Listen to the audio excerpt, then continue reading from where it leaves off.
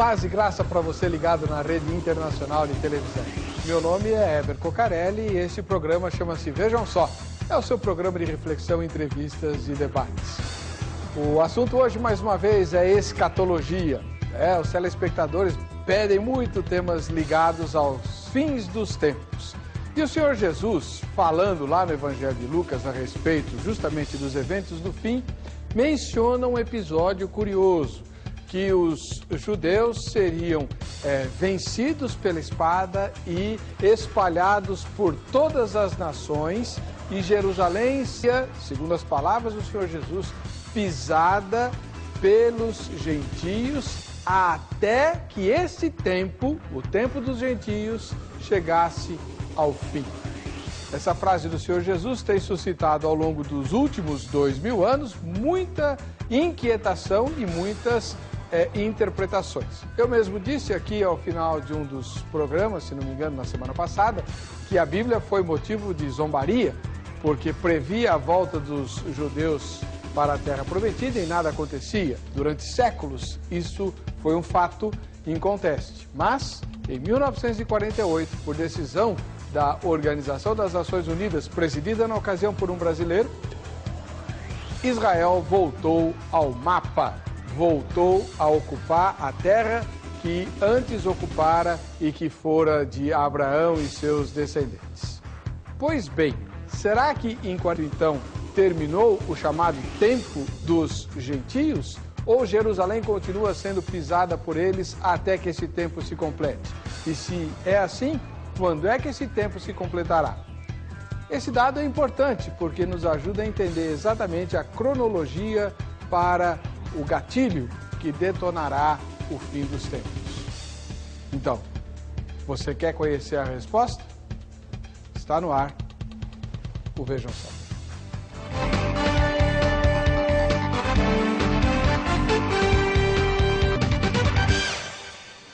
Boa noite, começa agora o programa Vejam Só, transmitido nesta terça-feira ao vivo em tempo real pela Rede Internacional de Televisão para todo o Brasil e via satélite para as Américas, para o norte da África, para toda a Europa e também para boa parte da Ásia. Queremos receber a todos os telespectadores, seja porque esse programa chegar até você, na paz do Senhor Jesus, e convidá-lo a discutir o assunto de hoje, que é: quando é que termina o famoso tempo dos gentios lá em Jerusalém, mencionado pelo Senhor Jesus lá em Lucas capítulo 21, versículo 24? Ajude-nos a responder essa pergunta, e se você tem dúvidas sobre o tema, que é mais uma vez o tema escatológico ligado ao fim dos tempos, aproveite a ocasião, porque nós temos dois professores de escatologia aqui para discutir o assunto conosco. Um deles é o reverendo Luiz Henrique Eliseu do Prado, que é professor de Teologia Bíblica do Novo Testamento no Seminário Metodista Wesleyano. Além de filósofo, também ele é teólogo e filósofo. Paz e graça, reverendo Luiz, seja bem-vindo. Como vai o senhor? Paz, Éder. Boa noite a todos os nossos ouvintes. É um prazer estar aqui e poder compartilhar aquilo que temos aprendido com a Palavra de Deus. E o irmão é pastor metodista wesleyano também? Isso, pastor da Igreja Metodista Wesleyana, na Zona Norte, ali na região do Jaçanã, onde servimos a Deus. A igreja fica na rua Tomás Ciro Pós, número 48, no Jaçanã. Muito obrigado pela presença. Obrigado, Éder. E do outro lado, o reverendo Leandro Antônio de Lima, que além de ministro presbiteriano, é também professor de escatologia no Seminário Presbiteriano José Manuel da Conceição.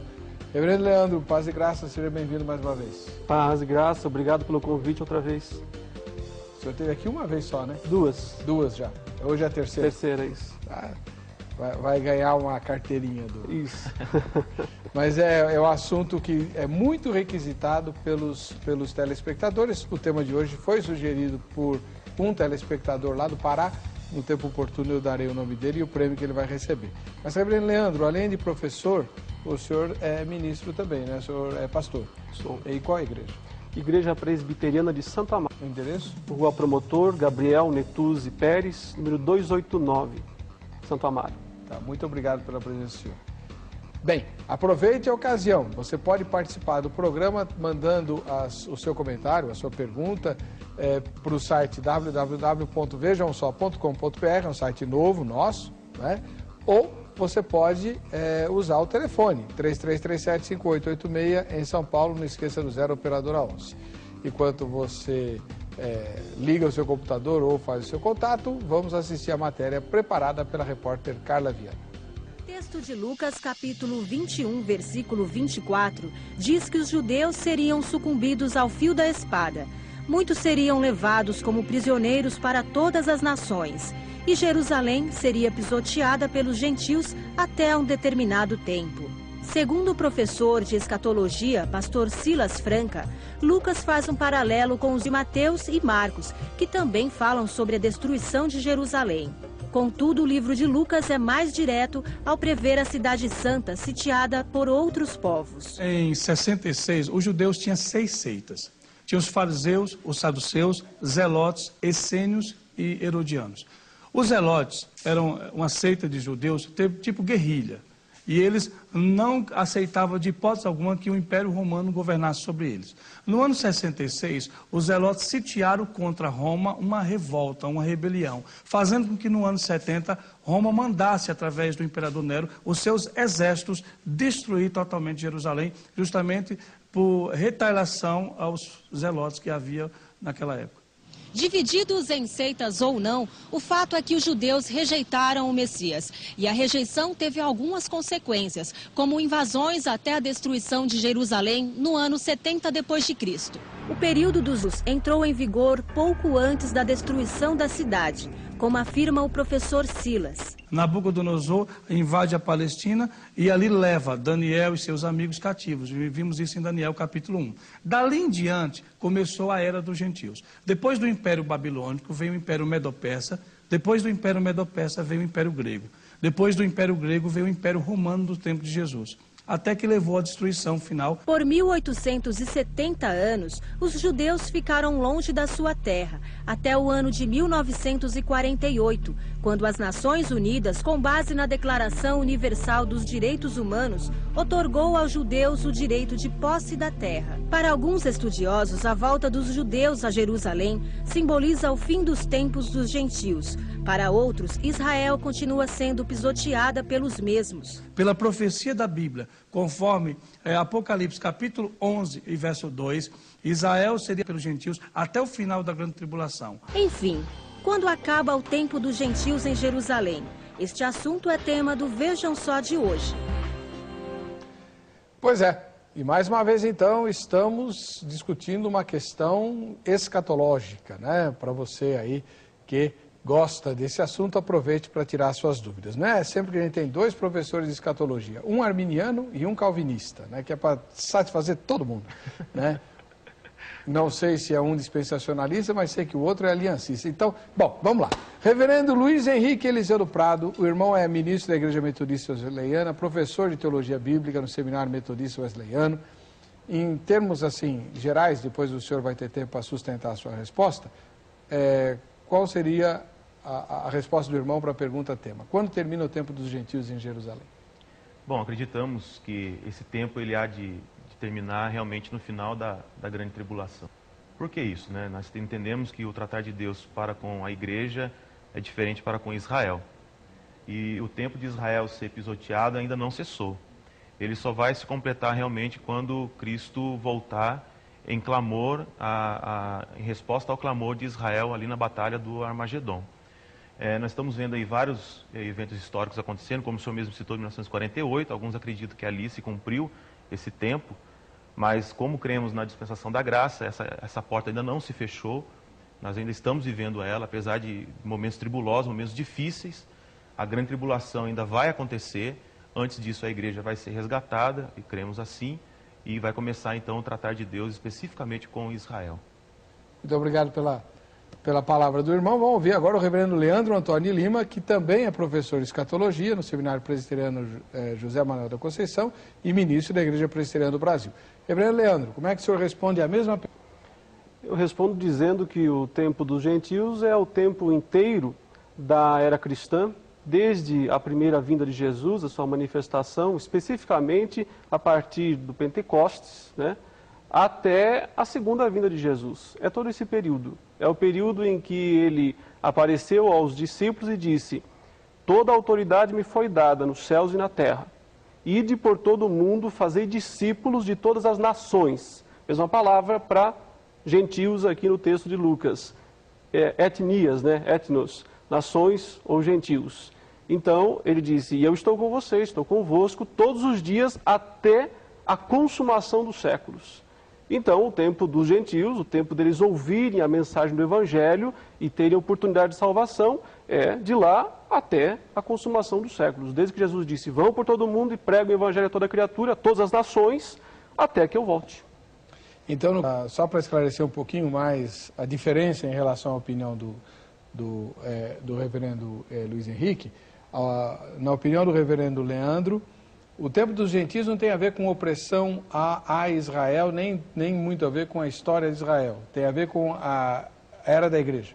Tem a ver com a oportunidade que Deus dá à igreja, que ele planejou isso desde o início, quer dizer, não é aí no Pentecostes que começou isso, em Abraão já estava prevendo uma bênção para todas as nações da terra, em Davi já estava prevendo um governo para todas as nações da terra, e se concretizou, então, quando o Evangelho foi oferecido a todas as nações da terra. Portanto, no nosso entendimento, não é um tratamento diferente, separado de Israel e da igreja. É a mesma coisa. Israel está sendo salvo agora, como a igreja também está. Tá vendo só? Eu estou gostando. Hoje vai ser o dia que eu vou tirar todas as minhas dúvidas. Eu tenho um dispensacionalista de um lado, um aliancista do outro. Maravilha! E coisa rara, que na televisão vocês só vendo, vejam só, viu? O reverendo Leandro tem 2 livros que ele quer indicar para o telespectador. Um deles, inclusive, trata do assunto que nós estamos abordando hoje no programa. Fique à vontade, reverendo. Ok, agradeço. O livro que eu escrevi há alguns anos é esse aqui, Razão da Esperança, Teologia para Hoje. Aqui tem um capítulo específico. Isso, assim, aí, né? Beleza. Aqui tem um capítulo específico, ao 47, onde eu trato a respeito do reino milenar e coloco todas as visões, as 4 visões que existem sobre o milênio, defendendo, é claro, a minha visão, que é a visão amilenista. 4? 4. Qual que é a quarta? Ué, tem o pós-milenismo, tem o amilenismo e tem os 2 pré-milenismos. O do irmão, que é o dispensacionalista, e o pré-milenismo histórico. Que é o meu. Tudo bem. Tá bom. Depois eu preciso ler no livro para saber qual que é o meu. Tá, então esse livro trata sobre isso. E eu acabei de lançar esse livro, que saiu mês passado, né? Que é um livro onde eu trato sobre os desafios da pós-modernidade para a teologia reformada ou calvinista. É o futuro do calvinismo, os desafios e oportunidades da teologia reformada para a igreja reformada, da pós-modernidade para a igreja reformada. Muito obrigado, reverendo. Muito bem. Chegou a hora de apertar os nossos convidados. Vamos lá. Reverendo Luiz Henrique Eliseu do Prado, o senhor está aqui representando o pensamento mais conhecido, mais difundido e mais crido pela igreja evangélica em termos de escatologia, que é a questão dispensacionalista, o pré-milenismo, pré-tribulacionismo e tal, tarará, tarará. Então, qual é o papel dessa questão do tempo dos judeus em relação a Jerusalém e Israel dentro dessa perspectiva teológica? Pois bem, nós temos que retornar um pouco ao texto de Daniel, porque Daniel vai ter uma revelação da parte de Deus, né? Tratando ali do plano específico que o Senhor vai ter com o povo gentil. Capítulo 2 de Daniel, capítulo 7 de Daniel, capítulo 9 de Daniel ali, especificamente nós teremos um detalhamento daquilo que vai acontecer com as nações gentílicas, por exemplo, a estátua de Nabucodonosor, ali os 5 grandes impérios, né? Também as 70 semanas de Daniel, onde vai ser detalhado ali o que vai acontecer com o povo de Israel e, paralelamente, com as nações gentias, né? E por isso que podemos interpretar a pergunta inicial do ouvinte dentro dessa lógica, porque entendemos que o tempo dos gentios começou, concordo com o professor que deu a primeira opinião, começou a partir do momento... Professor? Silas. Onde realmente com Nabucodonosor ali, a destruição de Jerusalém, houve esse início desse tempo dos gentios. Ele só vai terminar no final da grande tribulação. Pela profecia de Daniel, onde ele fala das 70 semanas, nós temos cumprida exatamente as 69 semanas. Cremos que essa última semana ainda vai acontecer. Então, entre as 69... Tem que lembrar o telespectador que são semanas de anos, né? Perfeitamente. Semanas de anos. Anos proféticos, aliás. Então, são são períodos de 7 anos. Período de 7 anos proféticos. Entre a 69ª e a 70ª semana, nós teremos um hiato de tempo, um tempo indeterminado, onde vai ser dada a oportunidade a todos os gentios, a todos os povos, na verdade, de aceitarem a Cristo. Porque baseado nisso, nós temos João, capítulo 1, versículo 11, onde ele diz que Jesus veio para o que era seus, mas os seus não o receberam, mas todos quantos receberam, deu deles serem feitos filhos de Deus. Só uma perguntinha. Isso é chamada de dispensação da graça. Que é o tempo atual. Que é o tempo atual. Então, o tempo de hoje não está em nenhuma das 70 semanas de Daniel. Não. E Deus avisou Daniel que haveria esse intervalo? E realmente aí há uma discussão. Não tem Deus não tem descrito ali que haveria esse espaço de tempo. Porque cremos que dentro do planejamento divino, a oportunidade que foi dada a Israel é para que levasse o evangelho de Jesus a todos os povos. Israel não aceitou. Então a oportunidade agora foi lançada aos gentios. Então, interrompeu-se a ampulheta de Deus. Com Israel. Falta só um grãozinho de 7 anos. Isso. Tá, muito bem. Então essa é a visão dispensacionalista. Vamos ouvir agora como é que o reverendo Leandro Antônio de Lima, que não é dispensacionalista, nem sei se é aliancista. Sou aliancista. Aliancista. E como é que ele vê essa questão? Primeiro, reverendo, o senhor não acha que um dia os textos para Israel e aplicá-los à igreja é forçar um pouco a hermenêutica? Segundo, como é que o senhor vê essa questão das 70 semanas de Daniel sem a interpretação dispensacionalista? Ok, a primeira pergunta é se é forçar um pouco o texto, interpretar as promessas feitas a Israel para a igreja. Não é, porque o Novo Testamento faz isso, e claramente. Por exemplo, o apóstolo Paulo diz em Gálatas 3, 4, que a promessa de Abraão chegou aos gentios pela fé. Então ele está aplicando aquilo que Deus disse para Abraão nos próprios gentios que ele está pregando o evangelho. Veja, em Atos 15, quando o Tiago, o bispo de Jerusalém, vai expor a sua posição a respeito da inclusão dos gentios, ele diz que Deus estava levantando o tabernáculo caído de Davi. Uma referência a Amós, que geralmente é tido como uma interpretação para o milênio. Mas ele disse que estava acontecendo ali naquele momento. Então, o Novo Testamento assume para si, a igreja assume para si a função de Israel. O apóstolo Pedro, em 1 Pedro 2, diz assim: vós sois raça eleita, sacerdócio real, nação santa, povo de propriedade exclusiva de Deus. Todos esses termos eram de Israel, eram deles, exclusivo. Nação santa, povo de propriedade exclusiva de Deus, e Pedro está dizendo, a igreja é isso. Então, não sou eu, é o Novo Testamento que aplica as promessas, os termos de Israel para a igreja, de modo que a igreja não é um hiato na história da redenção. Muito pelo contrário, ela é o grande propósito de Deus na história da redenção. O fato é que Deus queria as nações, e Deus queria todos os povos. Sim, houve uma rejeição dos judeus à pessoa de Jesus Cristo, não há dúvida. Isso também estava programado por Deus, fazia parte dos seus planos. O Senhor Jesus, o apóstolo Pedro interpretou assim no capítulo 2 de Atos, que Jesus foi entregue determinado desígnio e presciência de Deus. Ele disse, mas foram vocês que o mataram para os judeus. Então, eles tiveram responsabilidade? Tiveram. Mas Deus tinha esse plano, estava tudo determinado, diz o texto. Então, Jesus tinha que morrer, precisava morrer pelos pecados. Os judeus tinham que entregá-lo, tinham que negá-lo, tinham que rejeitá-lo. Tudo estava planejado. Acho que mais para frente, para não monopolizar tanto tempo, mas eu quero falar um pouquinho sobre Romanos 9 e Romanos 11, e mostrar como, na verdade, esses textos vão demonstrar que os gentios, que são a igreja agora, são o Israel de Deus. Agora, então a figura de Israel no plano moderno, quer dizer, deixa eu refazer a pergunta, reverendo, me permita. Nós temos 2000 anos de história da fé cristã, certo? 2000 anos. E nesses 2000 anos, praticamente todos eles, Israel existia como nação. Então, por exemplo, posições como o amilenismo podiam florescer com força.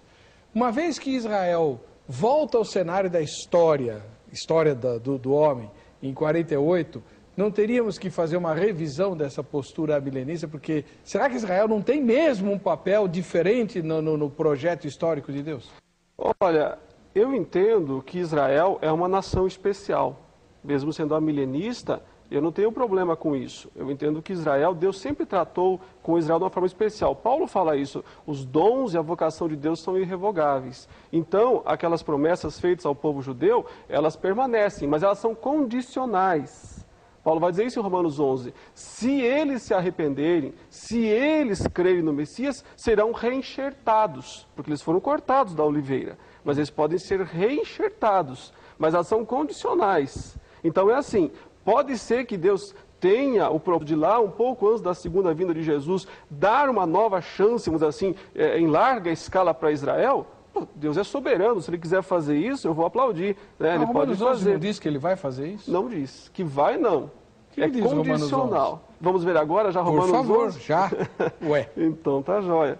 Inclusive, Romanos 11, eu entendo que ele é a chave para interpretar essa própria expressão, tempo dos gentios. Ou, como diz aí em Lucas 21, 24, a plenitude dos gentios. E o apóstolo Paulo usa a mesma palavra aqui no versículo 25, quando diz assim: porque não quero, irmãos, que ignoreis esse mistério, para que não sejais presumidos em vós mesmos, que veio o endurecimento em parte, não é total, em parte a Israel, até que haja entrado a plenitude dos gentios. Palavra, no grego inclusive, os mesmos termos usados lá em Lucas 21, 24.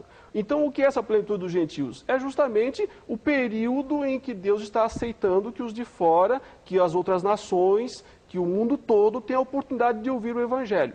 Então ele disse, Israel teve esse endurecimento em parte, não é total. Porque Paulo falou, eu também sou judeu. Eu sou judeu, eu creio. Então não é assim que Israel foi rejeitado, riscado do mapa, e agora Deus jogou Israel para um lado e foi tratar com os gentios. Não, ele continua tratando com os dois. Porque o ponto de Paulo aqui nesse capítulo é a eleição. Aí começa no 9, capítulo 9, quando a pergunta é o seguinte, as promessas de Deus falharam? Essa é a pergunta. Porque Jesus era judeu, veio para os judeus não aceitaram. Os gentios creram. Então a pergunta era, falhou? O plano de Deus falhou? As promessas de Deus falharam? E Paulo disse, não, meu irmão, nada disso. O plano de Deus é feito, porque a eleição é levada em conta. Ele diz, Abraão teve 2 filhos, mas Deus escolheu um deles, Isaac. Isaac teve 2 filhos, mas Deus escolheu um deles, Jacó. Então, não é o sangue que conta. O que conta é a promessa, é o propósito, é o plano de Deus. Um remanescente de Israel sempre existiu. Até hoje estão aí, os judeus messiânicos não creem no Jesus Cristo? Creem, eles podem ser esse remanescente. Então Deus continua salvando os judeus, continua salvando os gentios. E no final, todo Israel será salvo. Todo quem? Os que estiverem vivos daqui a... Suponha que vai voltar daqui a 10 anos. Não estou marcando a vinda de Jesus, não quero entrar para o rol dos falsos profetas, mas suponha que ele esteja voltando daqui a 10 anos. Então ele diz, todo Israel será salvo. Mas o que é esse todo Israel? Os que estarão vivos lá, 1 milhão, 2 milhões, 10 milhões, e o resto da história toda, está fora? Perdeu a oportunidade? Então quem é esse todo Israel? Todos os eleitos, tanto de Israel, quanto já em todos os tempos. O senhor tem que pagar royalties para Calvino, né? Porque essa resposta era dele. É por isso que eu sou calvinista. Tá certo, tá bom, tá muito bem. Vamos lá. O reverendo Luiz Henrique, quer comentar a palavra do reverendo Leandro, seu colega de Sim, gostaria de cadeira? fazer algumas observações. Por favor. Porque quando a gente fala de dispensação da graça, é simplesmente uma forma de Deus trabalhar agora de uma maneira inusitada e nova, porque a igreja, o mistério que é a igreja, a forma de Deus se relacionar com a igreja, como, por exemplo, a habitação do Espírito, a maneira nova de adorar, de servir a Deus, que apesar dos princípios estarem baseados naquilo que foi ensinado a Israel, mas é uma maneira nova, nós entendemos que essa dispensação da graça é o trabalhar de Deus através da sua igreja. Concordo com o reverendo, em hipótese alguma também acho que posso afirmar que Israel foi esse do mapa. Não é isso, até porque o evangelho começou com os israelitas e existem muitos deles que estão sendo salvos e serão salvos, né? Mas a dispensação da graça é um momento em que Deus está trabalhando de uma outra forma, de uma forma inusitada, de um mistério que até então não fora revelado no Antigo Testamento. Paulo vai afirmar isso lá em Efésios, que o mistério da igreja não foi revelado no Antigo Testamento. O que veio, a igreja, a forma de ser da igreja, de Deus trabalhar com a igreja, é completamente nova e inusitada. Esse tempo ele tem uma duração. Aos nossos olhos, aos olhos humanos, indefinida, porque nós não sabemos o momento que Cristo vai voltar. Ninguém sabe o momento que Cristo vai voltar. Quando Cristo voltar, por isso que creio no pré-tribulacionismo, quando Cristo voltar, a sua igreja se unirá a ele nas alturas, né? E aí vai começar então aquilo que é chamado de a última semana de Daniel, a 70ª semana de anos de Daniel, onde agora a igreja, ausente do plurico, presente com Cristo nas bodas do Cordeiro, festejando essa união. Não é à toa que a Bíblia fala que a igreja é comparada à noiva e Jesus o noivo. Essa união vai acontecer. A igreja, então, ausente do plano histórico, Deus agora vai trabalhar especificamente com o povo de Israel, com a nação de Israel, que tem as promessas, que tem a aliança, que tem todo aquele o contexto do Antigo Testamento que ainda precisa ser cumprido. E eles vão ter que sofrer na mão do anticristo? E nós não? A igreja não. Por quê? Porque a igreja ela não vai receber o julgamento e nem a ira de Deus, que entendemos não, que a ira de Deus não. Mas a então, 70ª semana ela é o derramar da ira de Deus. Em duas partes, não é? Sim. Então, a primeira parte é a ira do anticristo, a segunda parte é a ira de Deus, concorda? Na grande tribulação? Sim, sim, sim. O derramar da ira de Deus vai se concentrar nos segundos 3 anos e meio, quando romper-se do anticristo com Israel. Não é verdade? Muito bem.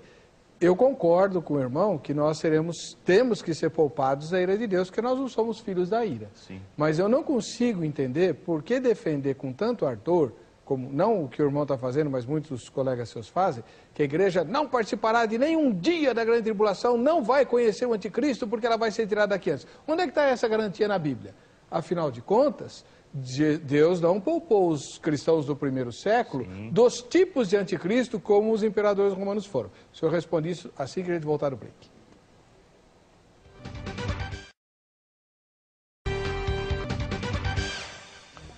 O programa Vejam Só de hoje tem o tema a respeito do tempo dos gentios pisando Jerusalém, uma questão escatológica, né? Está ligado ao fim dos tempos. Foi sugerido pelo Jair Neri, da cidade do Pará. Deus te abençoe, Jair, você vai ganhar um prêmio. Olha só o presente que você vai ganhar, hein? Lançamento da editora Abapress. Abapress, está aqui, ó. É a Torá, né? Hebraica Torá é o livro da lei, Pentateuco, né? Mas olha só que bacana, olha que legal. Você que gosta do Antigo Testamento, você tem que ter um livro desse. Hebraico de um lado, português do outro, sendo que a versão do Pentateuco é a King James atualizada. King James é em português, tá? É uma homenagem que a Abapress está dando à principal versão bíblica da língua inglesa, só que é em português, tá bom? Então, o Torá em hebraico, ó, quem queria saber como é que é o hebraico, essas letrinhas desenhadas aqui. Agora você imagina Moisés desenhando cada uma dessas letrinhas para Deus passar a lei e a gente nem lê, né? Querem saber, muito chato, Torá, não sei o quê. Tá bom? Parabéns, Jair, Deus te abençoe. E se você quiser nos ajudar sugerindo temas, no site www.vejamsó.com.br, na aba sugestão de temas, você entra naquela aba, manda sua sugestão, e se o tema que você sugerir for pautado, não tem sorteio, você ganha o prêmio, tá bem? E se você quiser comprar esse livro ou conhecer outros lançamentos da editora Abapress, entra no site Vejam Só ou no site da Abapress. Mas no site Vejam Só tem o link para a editora Abapress, assim como o link de todos aqueles que nos têm ajudado, né? E lá você pega todas as informações, inclusive pode fazer as suas compras por lá mesmo. Bem, a repórter Carla Viana foi saber dos crentes o que eles pensam sobre o tempo dos gentios. Vejam só. Segundo Lucas 21:24, quando termina o tempo dos gentios em Jerusalém? Eu acredito que esteja bem próximo, né? Nós estamos até movimentos econômicos, por exemplo, os Estados Unidos ter tirado as tropas do Irã, né? Então, Jerusalém cada vez mais está sendo pressionada. E Jesus veio para nós, né? Os gentios, nós sermos salvos, eles não aceitaram que aquele era Jesus. Então, esse é o nosso tempo. Né, o tempo de nós estarmos nos voltando para Jesus, nós estamos nos convertendo. Então eu creio que agora o nosso tempo vai ser terminado porque Jesus vai voltar Não tem como saber, vai depender da linha de pensamento de cada um, porque tem as interpretações de pré-milenistas, milenistas, tem uns que acreditam que o milênio está para acabar, tem outros que a gente está vivendo o pré-milênio ainda. Então, realmente não tem como saber, é aguardar, a gente já vê profecias bíblicas acontecendo hoje em dia, mas não tem como saber quando vai acabar realmente. O Senhor, Yeshua, Filho do Eterno, quando ele disse que Israel seria assolado enquanto não reconhecesse que ele era Baruch Rabá Hashem Adonai, bendito é o que vem em nome do Senhor. E quando ele retornar na sua segunda vinda, esse será o tempo. A Carla só pegou especialista para entrevistar, né? Olha só.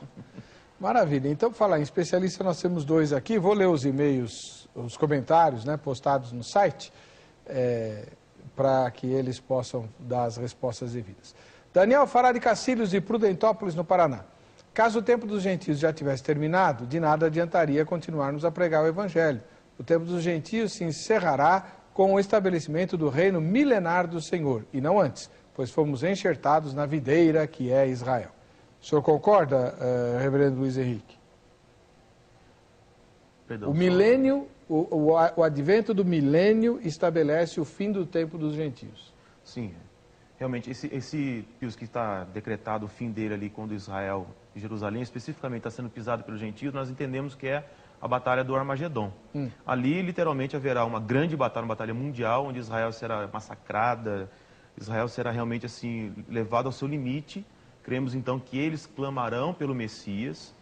Cristo, então, virá em resposta ao clamor de Israel enquanto Messias e há de julgar a terra. A partir dali, daquele momento, ele vai estabelecer o seu reino milenar, que serão 1000 anos de paz, 1000 anos de justiça, 1000 anos de equidade. Então, cremos sim. E ao final desses 1000 anos é que o diabo é solto e aí vem o fim do mundo. Isso, aí o juízo do trono. Então tem 1000 anos de reinado aqui na terra. Reinado aqui na terra. Lá no trono de Davi, em Jerusalém. Davi. Em cumprimento às profecias, cremos do Antigo Testamento. Tá certo. Agora o problema é que o reverendo Leandro é amilenista. Tem inclusive uma pergunta aqui, se o senhor podia rapidinho explicar o que é o amilenismo, porque amilenista não existe milênio. Não existe milênio, então quando é que acaba o tempo dos gentios? Legal. A palavra amilenismo, ela não é realmente muito boa, porque quer dizer que não há milênio. Mas nós cremos que existe um milênio, só que ele já está acontecendo. O milênio começou com a ressurreição de Jesus, com a sua ascensão, quando ele subiu aos céus, assumiu o governo do universo, mandou que o evangelho fosse pregado a todos os gentios, restringiu o poder de Satanás, né? Ele falou que amarrou o valente, é a mesma palavra usada para prendeu o dragão lá em Apocalipse 20, ele amarrou o valente, saqueou a sua casa, impôs uma derrota definitiva em Satanás, né? Esmagou a cabeça da serpente com a sua cruz. Então, aí começou o milênio, porque a única coisa que se fala em Apocalipse 20, de 1 a 3, que o dragão não pode fazer é enganar as nações. Só isso. Não está dizendo que ele não pode jogar setas incendiadas nos crentes, não está dizendo que ele não está, dizendo que ele não pode enganar as nações. A prisão dele é só essa. E essa prisão não vai acontecer no futuro. Essa prisão já aconteceu quando Jesus Cristo morreu pelos pecados. E lá ele despojou os principados e potestades. Quando ele morreu pelos pecados, ele impôs a derrota a Satanás e disse: toda a autoridade me foi dada nos céus e na terra. Podem pregar o evangelho a todas as nações. Quer dizer, ele não pode mais enganar as nações. Ele não pode mais impedir que as nações ouçam o evangelho, creiam, se convertam e sejam salvos. Então o milênio começou ali. Quando termina o milênio? Com a segunda vinda de Jesus. Porque 1000 anos é simbólico, não é 1000 anos literal. Nós entendemos isso. Se eu usar os números do Apocalipse de forma literal, eu vou criar cada monstro lá que Deus me livre. São simbólicos, quer dizer, um tempo completo, um tempo pleno. Esse é o milênio, nós estamos nele.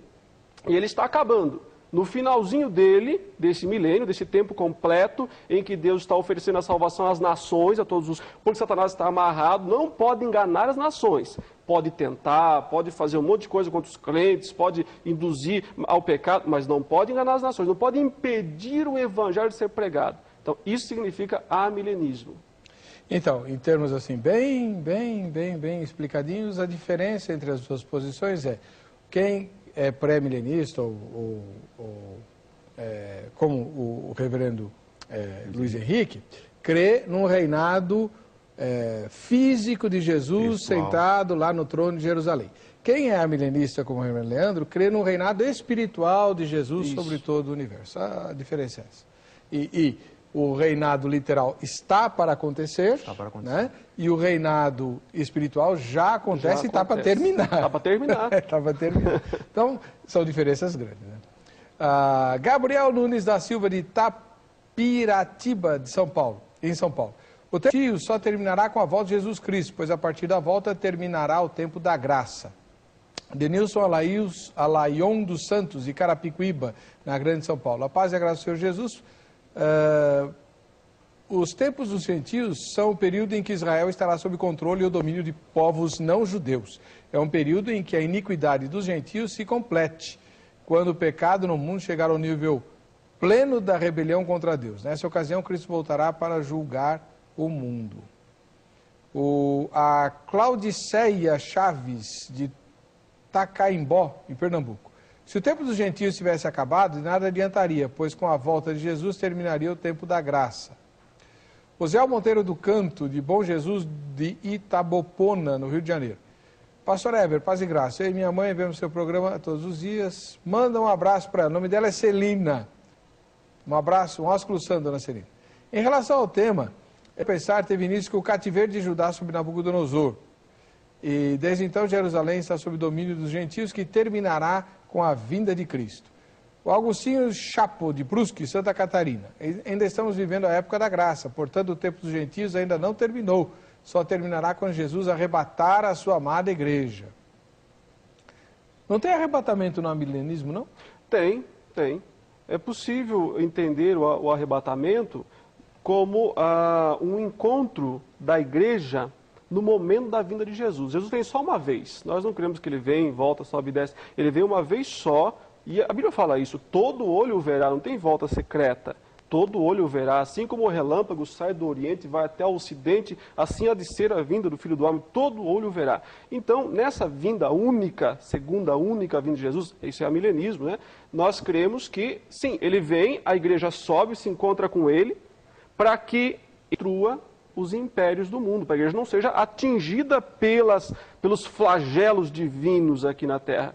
Então, a igreja sobe apenas para ser livrada. Como quando Deus tirou o Ló lá de Sodoma, ele foi lá e disse para os anjos, tirem o Ló de lá. Tirou o Ló, desceu fogo e enxofre. Então, só mais uma pergunta antes de eu ouvir o seu oponente aqui, que vai dar a versão dele, né? Na interpretação amilenista, a grande tribulação não tem 7 anos divididos em 2 períodos, nada disso. Olha, nós achamos assim, muito fictício fazer todas essas contas, essas coisas em relação ao futuro. Mas tem anticristo e falso profeta? Tem, profeta. claro. Por quê? Porque isso ainda não aconteceu. Então eu não posso ser dogmático e pegar uma calculadora e ficar calculando. Não, vai faltar 2 semanas, 3 semanas. Não. Eu faço essa pergunta e já vou explicar o motivo. Porque quando o irmão disse que o arrebatamento se dá juntamente com a segunda volta, quer dizer, a igreja sobe e encontra Jesus no meio do caminho que ele está vindo. Encontram-se, tem as bodas instantaneamente lá. Sim. E aí eles vêm para instaurar a eternidade. A eternidade. Novos céus e nova terra. Novos céus e nova terra. Na posição dispensacionalista, o arrebatamento se dá com no mínimo 7 anos de intervalo entre, ou 3 anos e meio, depende da posição pré-tribulacionista ou meso-tribulacionista, né? Mas tem algum tempo no céu, a igreja fica no céu, as bodas do Cordeiro não duram só o instante do encontro nos ares, né? E durante esse tempo aqui que a igreja estiver lá em cima, o pau está comendo solto aqui embaixo, o anticristo falso profeta tem que se haver com a ira de Deus derramada em forma de praga, conflagração nos astros e assim por diante. É assim mesmo, reverendo Luiz Henrique? É verdade, é isso mesmo. A grande questão é, realmente, como ele afirmou algumas vezes, se você tem uma escola literária de interpretação, se você tem uma escola alegórica de interpretação, né? Elas vão se opor, né? Radicalmente, não é verdade? E entendemos realmente que Cristo ele voltará para a igreja, levará a sua noiva para as bodas do Cordeiro. Mas então ele não desce, ele fica no alto. Não, nas alturas. No poder e glória. No arrebatamento anjos, ele não desce. Não desce. Arrebatamento e ressurreição dos mortos, né? Tem esse detalhe também. Sim. Paulo ensina isso lá em Tessalonicenses, né? Quando ele fala que nós, os que estivermos vivos, seremos transladados, arrebatados, primeiramente os mortos ressuscitarão e depois nós seremos transladados e nos encontraremos com Cristo nas alturas. Aí sim acontece o início da grande tribulação, onde haverá a manifestação do anticristo. Entendemos que é um homem mesmo, um governante, que há de reger toda a terra. Daniel vai nos dizer que esse governante ele vai ter 10 pontos políticos fortes, né? Aí haverá uma reorganização política do mundo para que esse anticristo tenha a hegemonia. São os 10 chifres da besta. Isso. E ele também vai impor, ou não sei se impor, mas vai conseguir a paz mundial, inclusive para Israel, no Oriente Médio, hoje, que é algo praticamente impossível de acontecer aos olhos humanos, né? Essa paz vai acontecer até metade da grande tribulação, quando ele vai requerer para si a adoração dos israelitas no templo de Jerusalém, que aliás vai ser reconstruído, cremos nisso, que ele vai ser reconstruído ali, ele vai requerer a adoração que é devida a Deus, os judeus não vão aceitar, onde haverá então a ferrenha perseguição para cima deles. Então, mas é que está, reverendo Luiz Henrique. O livro de Apocalipse e os Evangelhos não deixam claro que a perseguição do anticristo vai se dar só depois de um tempo. Pelo contrário, a leitura que eu faço lá é que o anticristo se instala e os seus opositores começam a sofrer na mão dele. Se a igreja não estiver aqui, quem é que vão ser os sofredores, os perseguidos pelo anticristo? O irmão diz que são os judeus. Sim. Mas só depois, quando os judeus descobrirem que foram traídos e enganados pelo anticristo. Não é isso? Tem uma observação a ser feita, porque nós falamos com os judeus por causa do enfoque. Na verdade, acreditamos também que aqueles que ouviram a mensagem do Evangelho, não atentaram, não viveram a vida de acordo com aquilo que o Senhor ensina, ficarão, mas com temor, um grande temor no coração, porque não foram arrebatados. E esses também que corajosamente levantarão, pelo menos professarão a fé em Cristo, serão também perseguidos. Mas, reverendo, essa é a minha dificuldade. Sim. Se o sujeito ou a sujeita não foi fiel o suficiente para merecer ser arrebatado, vai virar fiel depois? Então, aí entendemos o quê? Que a salvação não será mais pela graça. Entendemos que a salvação será pagando um preço altíssimo. Como é que é? Peraí, essa parte eu não entendi. Explica aí. Então, olha só. Aqueles que não foram arrebatados com a igreja ficarão. Certo. Esses que ficarão, claro, ficarão abismados e ficarão chocados porque não foram. E cientes da... O senhor está falando de crente. Pelo menos os que creem assim, né? Crentes nominais. Isso. Crentes nominais. E aí, esses crentes nominais não serão mais salvos pela graça? A graça se encerra no arrebatamento? Porque acreditamos que o Espírito Santo, levado junto com a igreja, não atuará mais para arrependimento. Mas quem são os salvos da grande tribulação? 144 mil simbólicos ou literais? Aqueles que vão morrer pela fé. Mas eles vão alcançar a salvação por mérito pessoal? Não, por mérito pessoal. Uma vez que entenderam a palavra, não viveram isso, vão pagar um alto preço para poder adquirir, então, ou poder ter. Adquirir é uma palavra forte de dizer, mas para poder alcançar a sua salvação. Bom, o senhor que é professor... Nós não entendemos a questão dos mártires debaixo do trono branco. Sim, ali, como sendo justamente eles. Que existem salvos na grande tribulação, existe que o anjo pergunta para João, quem são eles? O João fala, não sei. Aí o anjo fala, são os que vieram de grande tribulação, lavaram e branquearam suas vestes, o sangue do cordeiro e tal. Não é assim, reverendo? Então, pode conseguir a salvação por serem fiéis a Jesus depois que o Espírito Santo subiu? Olha, se me permite, esse eu acredito que é o ponto frágil do dispensacionalismo. Porque a divisão da história em modos diferentes de Deus agir, eu entendo que não faz justiça ao ensino bíblico. Deus tem um modo só de agir, do Éden ao novo céu e a nova terra. Deus tem uma só oferta. Eu vi muitas pessoas falando no e-mail aí sobre o tempo da graça, o tempo da graça. Meus irmãos, sempre foi pela graça. Homem nenhum nunca conseguiu obedecer à lei. Homem nenhum nunca conseguiu se salvar. A salvação sempre foi um dom de Deus, sempre a graça é do Éden ao novo céu e a nova terra. Porque é a graça de Deus que perdoa o pecador. Na lei, não era pela lei que eles eram salvos, obedecendo os mandamentos. Eles ofereciam sacrifícios, perdoava pecados. O sangue derramado do cordeiro, lá no Antigo Testamento, possibilitava que o transgressor da lei fosse perdoado. Isso é graça. Isso não é exigência, isso é graça. É Deus dizendo, um animal vai morrer no seu lugar para você poder ser perdoado. Jesus é o Cordeiro. João Batista disse, ele é o Cordeiro de Deus que tira o pecado do mundo. Então, a salvação sempre foi pela graça, nunca foi pela lei, nunca foi por mandamentos, nunca foi por obediência, sempre foi pela lei. E pela graça. E por isso, até o último instante em que for possível haver salvação, Deus vai estar dizendo, creia no meu Filho, creia. Ele é a provisão salvadora. Jesus Cristo é o único caminho, a única verdade. Creia no meu Filho. Até o último instante que houver salvação neste mundo, essa é a salvação. Não pode ter segunda chance. Bom, deixa eu correr aqui com os e-mails, que o programa já está terminando. Que coisa. Luiz Alberto Andrade, Ribeirão Preto, no interior paulista. Eu acredito que o tempo do gentios é a primeira vinda de Jesus e terminará com o arrebatamento da igreja e o tempo que o Espírito Santo está convencendo as pessoas do pecado, da justiça e do juízo. É o tempo que o Espírito Santo está convencendo as pessoas do pecado, da justiça e do juízo. Tiago Silva Rodrigues, de Guiratinga, no Mato Grosso. Acredito que o tempo dos gentios terminará quando a igreja for arrebatada. E no período de 7 anos da tribulação, a oportunidade da era da graça já vai ter passado. Quem quiser ser salvo terá que pagar com a própria vida. Está dizendo exatamente o que o senhor falou, olha só. Né? Não negando em hipótese nenhuma o nome do Senhor. Aproveitando o tema, eu gostaria de perguntar quem são os 7 reis de Apocalipse. Isso vai ser outro tema, irmão. Né? Agora, eu confesso que eu já fui dispensacionalista durante um bom tempo e nunca me ensinaram que mudava o sistema de salvação. Porque existem várias escolas dispensacionalistas também, sim. Né? Não é uma só. Essa é a beleza do Evangelho, né? A diversidade. Né? Deixa eu só ler mais um e-mail aqui que a diretora está brigando comigo. Francimar de Oliveira de Alto do Rodrigues, no Rio Grande do Norte. Olá, pastor Heber, a paz, senhores. Bom, sobre o tempo dos gentios, para mim só terminará quando Jesus derrotar os exércitos do mundo, como diz em Zacarias capítulo 14. Para mim, nesse dia, será estabelecido o reino milenar, onde Jerusalém será a capital do mundo e Jesus o rei de toda a terra. Depois ela sugere aqui um tema, né, que depois a gente vai apreciar. Deus te abençoe, irmã. Bom, meu tempo acabou. Mais um e-mail? Então tá. Guaraci Andres Júnior, da São Paulo, capital.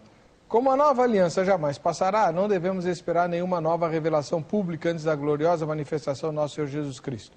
Embora a revelação esteja terminada, não está explicitada por completo, cabendo à fé cristã, guiada pelo Santo Espírito, interpretar todo o seu alcance ao longo dos séculos, admitindo enganos e oportunidades de memento.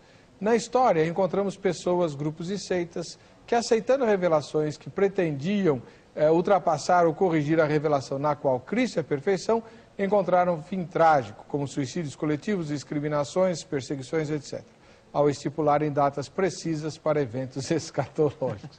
Tá certo, Guaraci, é verdade. Bom, eu peço perdão porque não anunciei a enquete no início do programa, falhei, me desculpem por favor, mas os internautas votaram, né? E quem ligou, a Camila, que é a nossa Lan House viva, também avisou os telespectadores. Você acha que o tempo dos gentios... Quem é que ganhou aí, Ana? Fala para mim.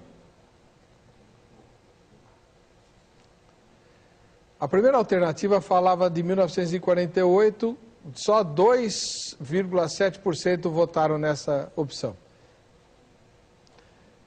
Terminou com as sucessivas vitórias nas guerras contra os árabes, as vitórias de Israel. Teve quanto, Ana? 52%. A falsa paz que o anticristo fará, terminará, só 8% votaram, e a volta de Jesus, todo o resto. Bom, infelizmente a moça está falando no meu ouvido aqui, por isso você está ouvindo esses brancos. A opção que ganhou terminou com as sucessivas vitórias das guerras contra os árabes, 52%. Só terminará com a volta de Jesus, 37%. Era a opção que estava vencendo no início do programa, com mais de 70%, mas, ouvindo os meus dois convidados, os votos foram sendo redistribuídos. Eu quero fazer um convite para você. Entre no site e pegue esses dois professores e tire todas as suas imensas dúvidas sobre o assunto com eles, tá bom? Inclusive, estão pedindo para você mostrar de novo o livro Razão da Esperança lá. Ok. É esse aqui.